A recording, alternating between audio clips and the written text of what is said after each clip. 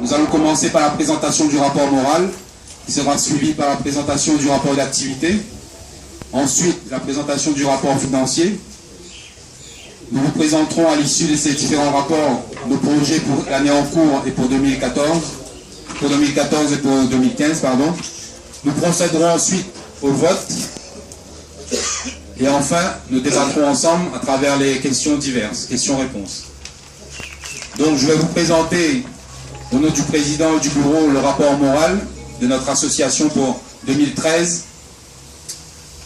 Chers amis, nous fêterons le mois prochain nos 5 années d'existence. C'est l'âge d'une certaine forme de maturité, mais aussi l'occasion d'insuffler une nouvelle dynamique. Nous pouvons, en toute modestie, nous féliciter du chemin parcouru jusqu'ici et de l'ampleur de nos réalisations.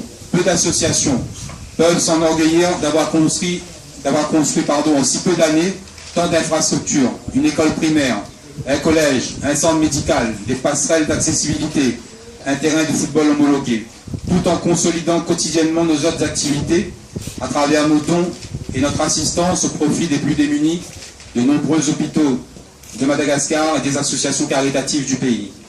Mais nous devons rester humbles car les besoins sont croissants et ce qui reste à réaliser est colossal.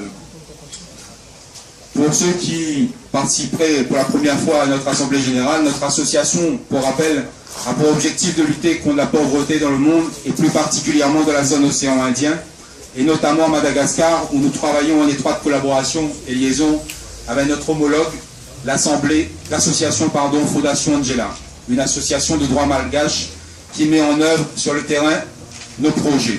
Nous ici, l'association humanitaire Angela, nous sommes chargés d'organiser des activités génératrices de recettes et d'envoyer ensuite les fonds à Madagascar sous notre contrôle. Dans le prolongement des années précédentes, 2013 a été une année très dense, riche en actions et en émotions, et ce malgré les difficultés courantes et le contexte politique et socio-économique instable à Madagascar.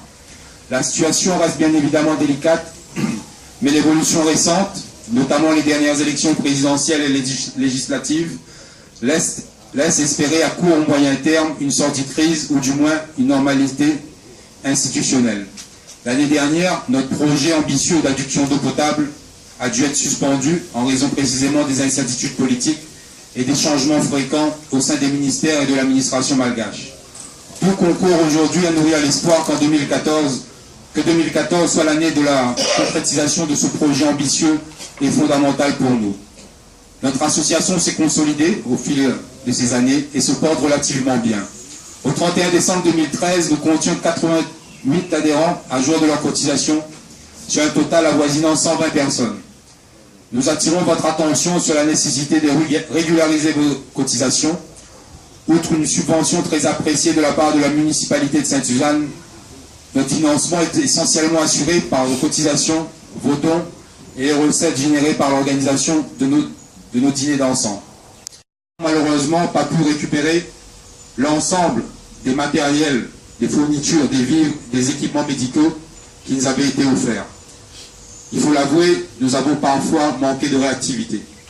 Car pris dans la gestion de nos contraintes professionnelles et personnelles, nous n'avons pu, faute de disponibilité, réceptionner l'ensemble de ces dons. Il nous faut donc améliorer, pour l'année en cours et les années suivantes, notre réactivité et notre organisation. Il nous faut redoubler de vigilance et d'efficacité pour rester crédibles auprès de nos partenaires et de nos donateurs. Les membres du bureau s'efforceront d'être plus attentifs à ce problème, mais c'est l'affaire de tous les adhérents.